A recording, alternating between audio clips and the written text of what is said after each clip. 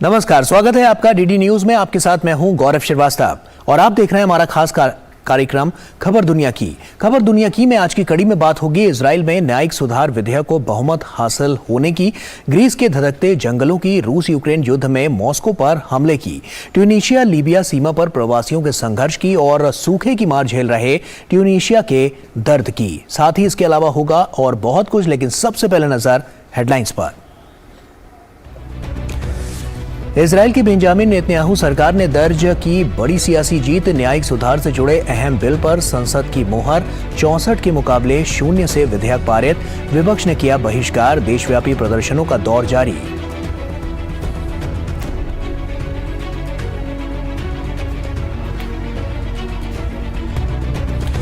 Spain के चुनाव में हुआ बड़ा उलटफेर, सबसे ज्यादा सीटें जीतकर भी प्रधानमंत्री सांचेज पेड्रो को सत्ता से हटा नहीं पाएगी दक्षिणपंथी पॉपुलर पार्टी। सांचेज की स्पेनिश सोशलिस्ट वर्कर्स पार्टी को मिला दूसरा स्थान, प्रधानमंत्री ने किया जीत का दावा।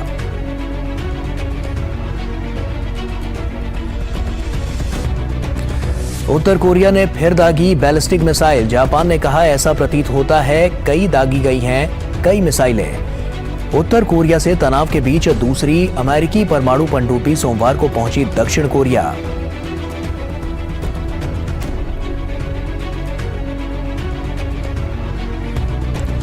मॉस्को में विस्फोटक से भरे ड्रोन से हमला, रूस ने यूक्रेन पर जताया शक, हमले में कोई हताहत नहीं। राष्ट्रपति पुतिन ने अनाज समझौते से रूस के हटने के फैसले का किया बचाव, कहा समझौता खो चुका था अपना महत्व। संयुक्त राष्ट्र प्रमुख ने रूस से समझौते में लौटने की अपील की।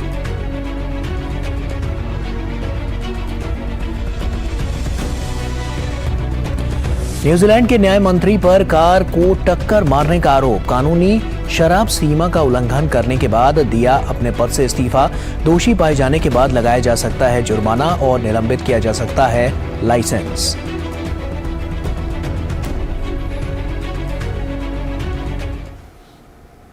और आइए शुरुआत करते हैं और सबसे पहले बात करते हैं एशिया की।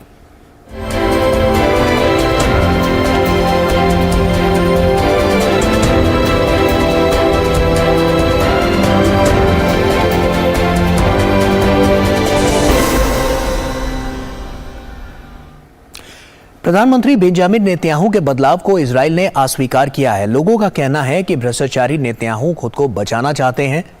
कानून बनाकर वो संसद सुप्रीम कोर्ट को कंट्रोल करना चाहते हैं। 7 महीने की लड़ाई के बाद 10,000 से ज्यादा लोग यरूशलेम पहुंच गए हैं। ये विवादास्पद न्यायिक सुधार विधेयक का विरोध कर रहे हैं, लेकिन इन सब के बीच विधेयक पर नेतन्याहू के गठबंधन ने आसानी से बहुमत हासिल कर लिया। क्या है इसके मायने, देखिए इस रिपोर्ट में। सड़कें प्रदर्शनकारियों का अखाड़ा बनी हुई है तो संसद में सत्ता पक्ष और विपक्ष के बीच आरोप प्रत्यारोप के युद्ध का मैदान। सत्ता पक्ष अपने रुख से जरा भी हटने को तैयार नहीं था, तभी समूचा विपक्ष सदन छोड़कर बाहर चला गया और व्यापक न्यायिक सुधार से जुड़े विधेयक पर संसद ने 64 के मुकाबले 0 से मुहर लगा दी। सरकार और मंत्रियों द्वारा किए गए निर्णयों को खारिज करने की सर्वोच्च न्यायालय की शक्ति को सीमित करने वाले विधेयक पर नेतन्याहू के गठबंधन ने आसानी से बहुमत हासिल कर ली। विधेयक के पक्ष में 64 वोट पड़े, कोई आपत्ति नहीं, कोई गैर हाजिरी नहीं। इसलिए मैं यह निर्धारित करता हूं कि मौलिक कानून सुझाव संशोधन संख्या 4 तीसरे वाचन में पारित हो गया और कानूनों की पुस्तक में लिखा गया। सरकार और दूसरे विभागों के बीच अधिक संतुलन बनाने के लिए आवश्यक सुधार पैकेज के मुख्य सूत्रधार माने जाने वाले न्याय मंत्री यारिव लेविन बिल पास होने के बाद काफी निश्चिंत दिखे। उन्होंने कहा कि देश की न्याय प्रणाली को ठीक करने की ऐतिहासिक प्रक्रिया में ये पहला कदम है। वहीं विपक्षी नेता यायर लैपिड ने कहा कि ये लोकतंत्र के साथ भद्दा मजाक है। इस विधेयक से किसी को घबराने की जरूरत नहीं है। इसे सत्तारूढ़ अधिकारियों के बीच संतुलन बहाल करने और मतदाताओं की इच्छा का सम्मान करने में एक महत्वपूर्ण कदम के रूप में देखने के कई कारण हैं।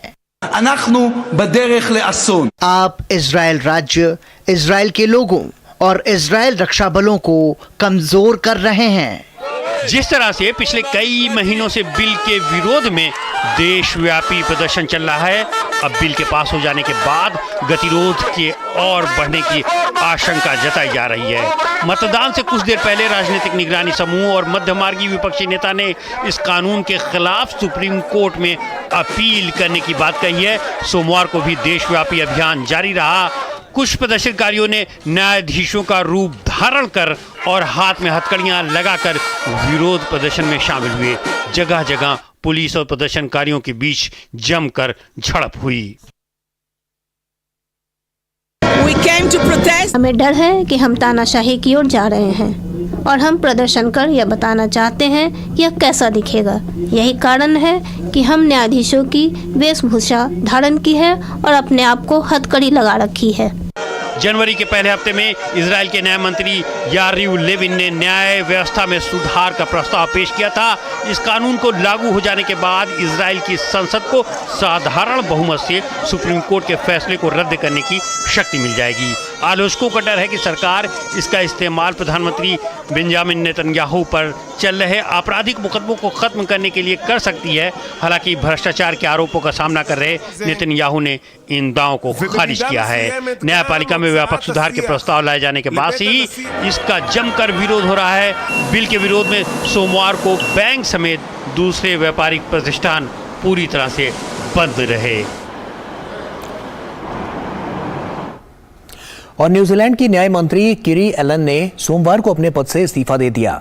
उन पर शराब की कानूनी सीमा का उल्लंघन करने का आरोप लगा है। हद से ज्यादा शराब पीने के कारण किरी के कार की एक खड़ी कार से जोरदार टक्कर हो गई थी। प्रधानमंत्री क्रिस हिपकिंस ने कहा है कि एलन वेलिंगटन ने 23 जुलाई की रात 9 बजे दुर्घटना को अंजाम दिया, जिसके बाद उन्हें लगभग 4 घंटे तक केंद्रीय पुलिस स्टेशन में हिरासत में रखा गया था। पुलिस ने एलन का सांस परीक्षण किया, जिसमें पता चला कि उन्होंने कानूनी शराब की सीमा का उल्लंघन किया है। हालांकि उन पर नशे में गाड़ी चलाने का आरोप नहीं लगाया गया। पुलिस ने कहा कि उन्होंने सांस परीक्षण के संबंध में एलन का उल्लंघन नोटिस जारी किया है। अदालत में दोषी पाए जाने पर एलन को जुर्माना और उसके ड्राइविंग का लाइसेंस निलंबित करना पड़ सकता है। और वहीं उत्तर कोरिया ने एक बार फिर बैलिस्टिक मिसाइल दागी है। इसका दावा जापान की ओर से किया जा रहा है। जापान के प्रधानमंत्री कार्यालय ने ट्वीट किया, उत्तर कोरिया ने एक संदिग्ध बैलिस्टिक मिसाइल लॉन्च की है।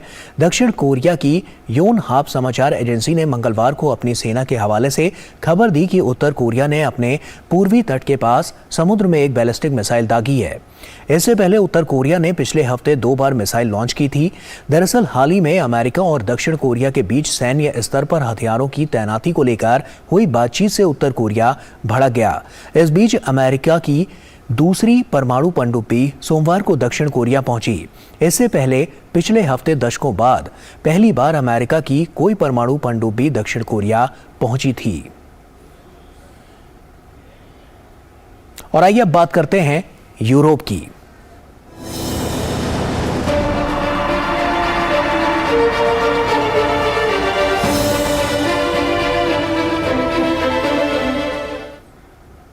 चुनावों की बात करें तो स्पेन चुनावों में कोई भी पार्टी स्पष्ट बहुमत हासिल करने में सफल नहीं रही, जिसकी राजनीतिक अनिश्चितता बढ़ गई है।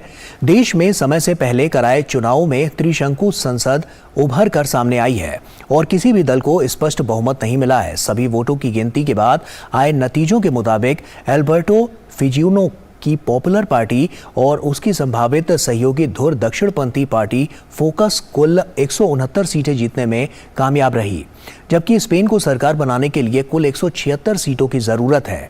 दूसरी ओर प्रधानमंत्री पेड्रो सांचेज और उनके वामपंथी गुट कुल 153 सीट जीतने में सफल रही। 17 अगस्त को नई सरकार को न्योता दिया जाएगा।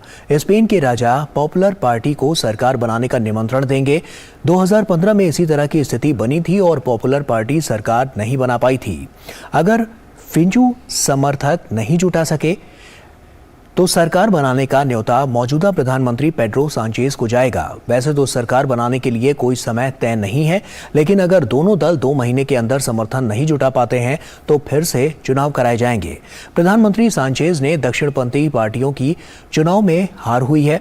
उन्होंने कहा है कि उनकी पार्टी के पहले के मुकाबले अधिक सीटें मिली हैं।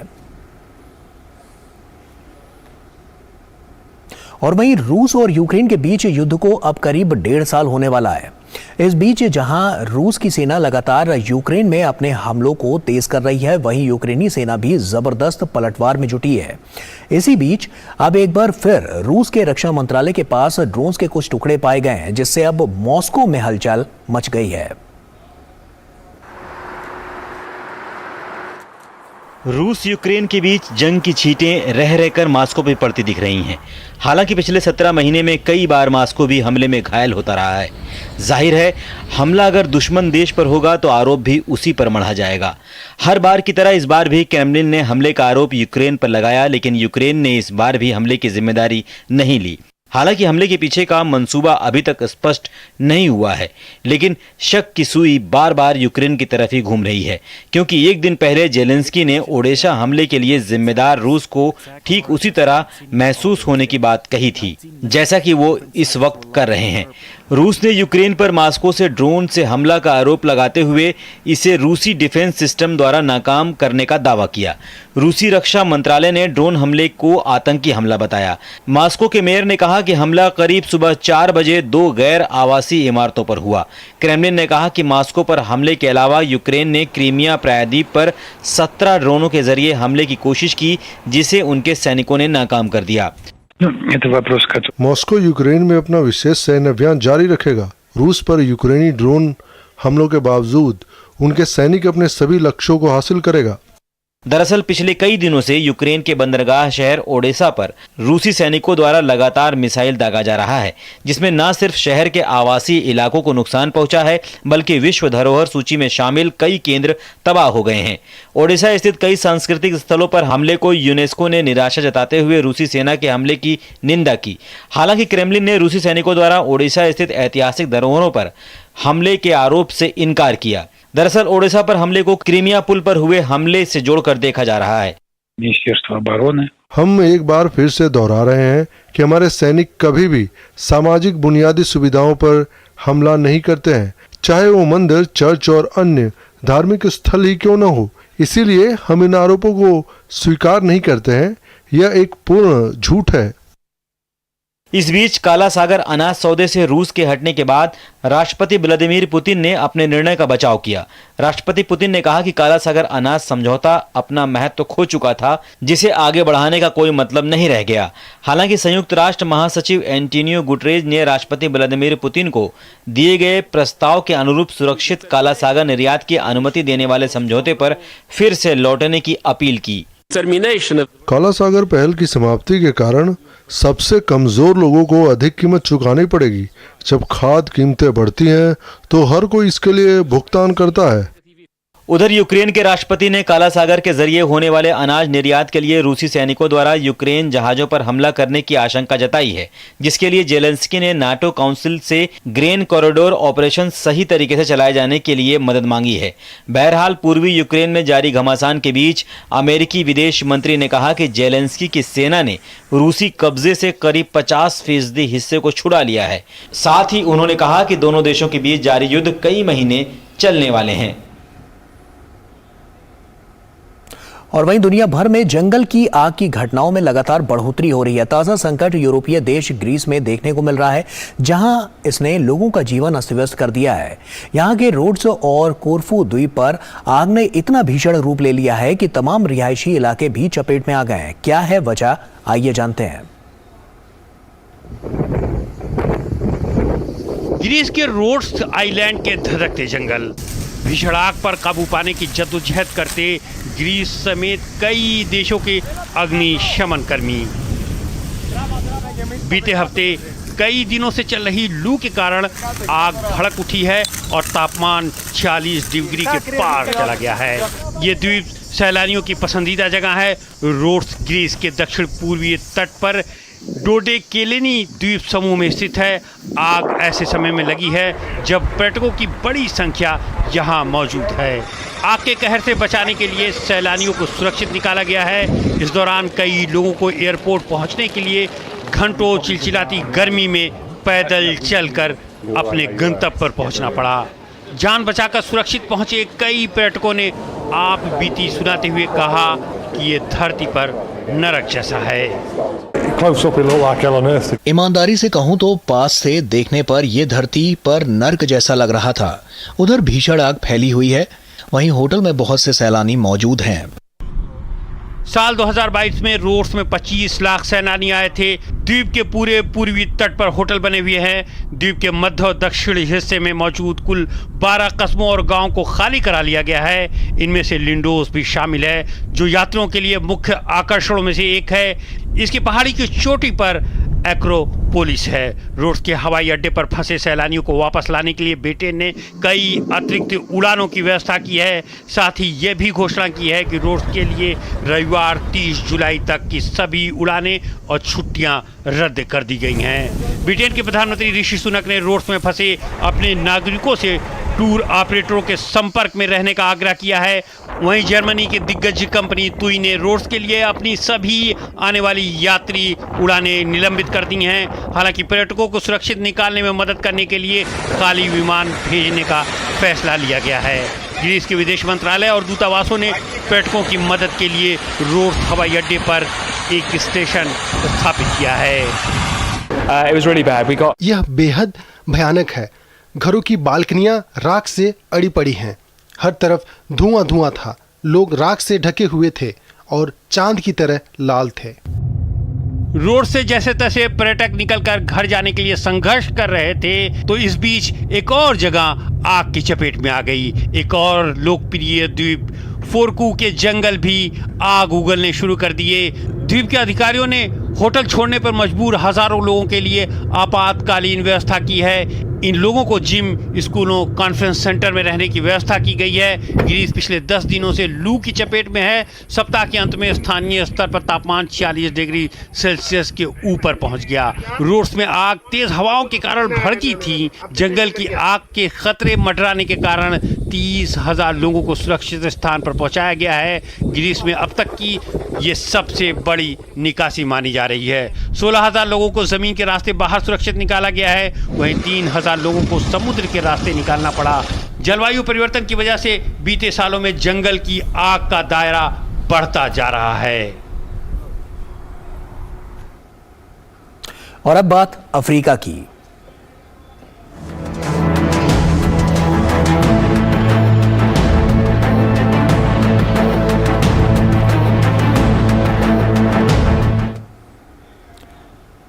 ट्यूनीशिया लीबिया सीमा क्षेत्र में धकेले गए सैकड़ों प्रवासियों के भाग्य पर चिंता लाजमी है। बेहतर जिंदगी की तलाश में अपने देश को छोड़ प्रवासियों ने अवैध रूप से यूरोपीय देशों का रुख किया तो लीबिया सीमा पर इन्हें गिरफ्तार कर लिया गया। दरअसल लीबियाई सीमा पर स्थित सहारा सैन्य क्षेत्र में ना तो रहने का इंतजाम है और ना ही खाने पीने का। क्या है वहां की स्थिति, देखिए इस रिपोर्ट में। ट्यूनीशियाई सीमा पर प्रवासियों की भीड़ संकटग्रस्त अफ्रीकी देशों का हाल बताने के लिए काफी है। बेहतर जिंदगी की तलाश में अपने देशों को छोड़ प्रवासियों ने अवैध रूप से यूरोपीय देशों का रुख किया तो लीबिया सीमा पर इन्हें गिरफ्तार कर लिया गया। ट्यूनीशियाई सरकार को प्रवासियों का बढ़ता बोझ रास नहीं आया, जिसके बाद सैकड़ों लोगों की लीबियाई सीमा पर स्थित सहारा सैन्य क्षेत्र भेज दिया गया, जहां न तो रहने का इंतजाम है न ही खाने पीने का।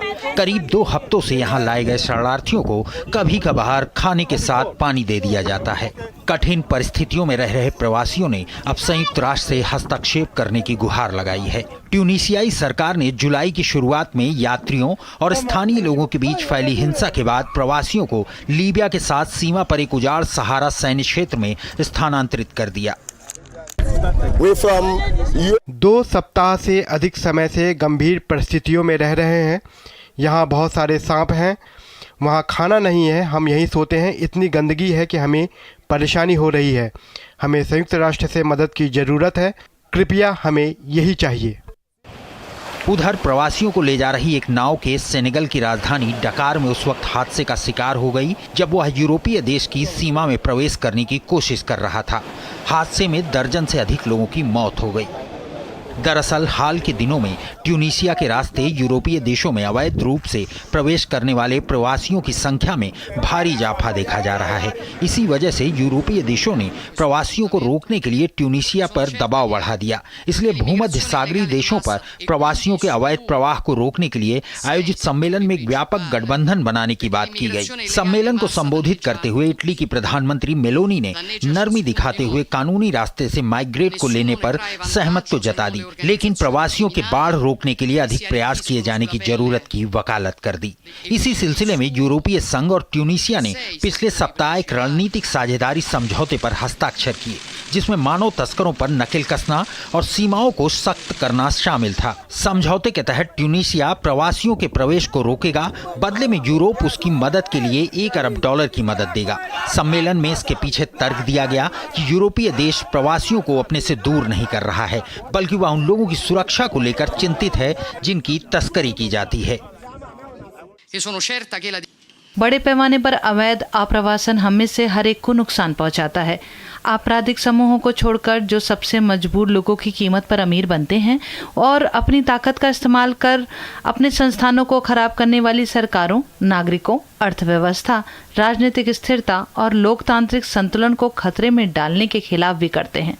इससे किसी को भी फायदा नहीं होता है।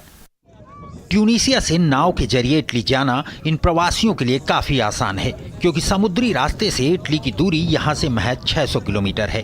इसके चलते अफ्रीकी देशों के प्रवासी लीबिया ट्यूनीशिया सीमा पर इकट्ठा होते हैं, जिस पर इटली सहित कई यूरोपीय देश रोक लगाना चाहते हैं। प्रवासियों के अवैध प्रवाह को रोकने के लिए यूरोपीय देशों द्वारा गठबंधन की वकालत करने के पीछे एक कारण यह भी हो सकता है कि माइग्रेट को घेर कर उन्हें वापस भेजने से अंतर्राष्ट्रीय स्तर पर इन देशों की बदनामी हो सकती है, जो मानवाधिकार उल्लंघन के दायरे में आ सकता है।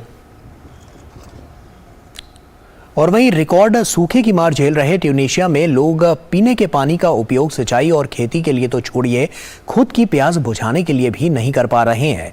इन लोगों को दर दर भटकने को मजबूर होना पड़ रहा है। पानी की भारी किल्लत ने कई लोगों को खानाबदोशी की जीवन शैली अपनाने पर मजबूर कर दिया है। आखिर ट्यूनीशिया की हालत इतनी खराब हुई कैसे, आइए जानते हैं इस खास रिपोर्ट के जरिए। भीषण सूखे से जूझ रहा है अफ्रीकी देश ट्यूनीशिया। पानी की भारी किल्लत ने कई लोगों को खानाबदोशी की जीवन शैली अपनाने पर मजबूर कर दिया है। ऐसे ही लोगों में शामिल हैं 40 वर्षीय सिहाम अल अयादी और उनका परिवार।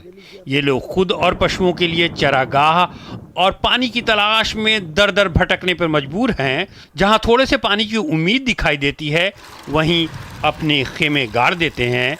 परिवार के लिए पिछले कई सालों से ये सिलसिला जारी है, लेकिन हाल के दिनों की भीषण गर्मी और लू की रफ्तार ने उनके टेंट उखड़ने की गति को भी बढ़ा दिया है।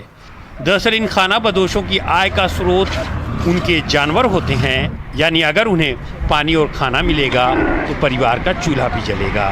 चरागाह की तलाश में ये लोग देश के एक छोर से दूसरे छोर तक दिन रात का सफ़र करने पर मजबूर होते हैं। हम वहीं रहते हैं जहां हमें पानी मिलता है और हम इसे खोजने के लिए यात्रा करते रहते हैं। हम चारे का प्रबंध कर सकते हैं, लेकिन पानी इंतज़ाम करना थोड़ा मुश्किल होता है। इन खानाबदोश परिवारों का कहना है कि चारे की कीमतों में लगभग 1.5 गुना का इजाफा हो गया है। हालांकि देश लगातार पिछले 4 सालों से सूखे की मार झेल रहा है, लेकिन इस साल ये चुनौती और भी गंभीर हो गई है। टेंट को चीरते लू के थपेड़े बच्चों के लिए अधिक घातक हैं, लेकिन मजबूरी के आगे सिर झुकाकर इस प्राकृतिक आपदा से लोहा लेने की कोशिश में अब अपने अस्तित्व पर ही खतरा मंडराने लगा है। तापमान में अभूतपूर्व वृद्धि से उपजे हालात के बावजूद ये खानाबदोश अपने पूर्वजों से विरासत में मिले रीति रिवाज और परंपराओं को मजबूती से पकड़े हुए हैं और उन्हें अपने बच्चों तक पहुंचाने के लिए उत्सुक हैं। इस साल बहुत गर्मी है और मौसम भी खराब है। हालांकि हम उम्मीद कर रहे थे कि इस साल गर्मी हम पर कुछ रहम करेगी। इस साल मार्च के महीने में ट्यूनीशिया की सरकार ने पानी की भीषण किल्लत को देखते हुए पानी की फिजूल खर्ची से निपटने के लिए कई कड़े कदम उठाए थे। सरकार ने एक आदेश जारी कर पीने के पानी का उपयोग सिंचाई और खेती के लिए करने पर पाबंदी लगा दी थी। यहाँ तक कि सार्वजनिक स्थानों पर कार की सफाई के लिए पानी के इस्तेमाल पर भी रोक लगा दी थी। इन नियमों का पालन नहीं करने वालों को सज़ा का भी प्रावधान रखा गया था। ट्यूनीशिया ही नहीं, दुनिया के कई और देशों के तापमान में इजाफा और भूजल स्तर में लगातार कमी देखी जा रही है। जो हालात 2023 में ट्यूनीशिया में हैं, वही 2021 में ईरान और इराक में बनने शुरू हो गए थे। इससे पहले साल 2018 में भीषण सूखे की वजह से दक्षिण अफ्रीका के केप टाउन शहर में प्रति व्यक्ति रोज़ाना 50 लीटर पानी सप्लाई की सीमा लागू की गई थी। साल 2014 में ब्राज़ील के साओ पाउलो और ऑस्ट्रेलिया के पर्थ में भी हालात कुछ ऐसे ही थे। 1980 के दशक से दुनिया में पानी के इस्तेमाल की दर प्रति वर्ष लगभग 1% बढ़ रही है और 2050 तक इसके इसी दर से बढ़ते रहने की उम्मीद है। जाहिर है ऐसे में जो हालात ट्यूनीशिया के बने हैं वो दुनिया के कई और भी देशों में बन सकते हैं। जानकार मानते हैं कि वर्षा की कमी के साथ वनों की अवैध कटाई, तालाबों पर अतिक्रमण, पानी की फिजूल खर्ची, जलाशयों का पानी औद्योगिक इकाइयों को देने व शहरों के प्रदूषित पानी को नदियों के प्रदूषण और भूजल के बेतहाशा दोहन से समस्या बढ़ती जा रही है। और आइए अब बात करते हैं अमेरिका की।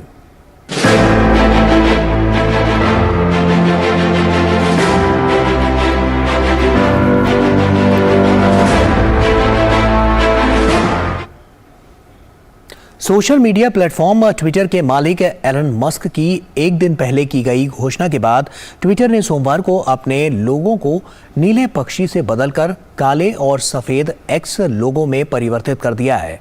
ट्विटर की साइट का नाम भी अब twitter.com से x.com हो गया है।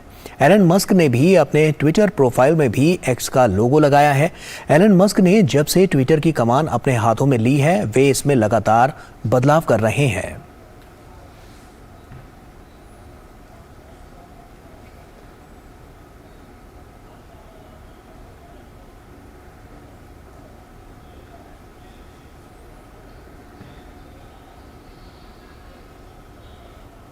और इसी के साथ फिलहाल इतना ही। दीजिए इजाजत, नमस्कार।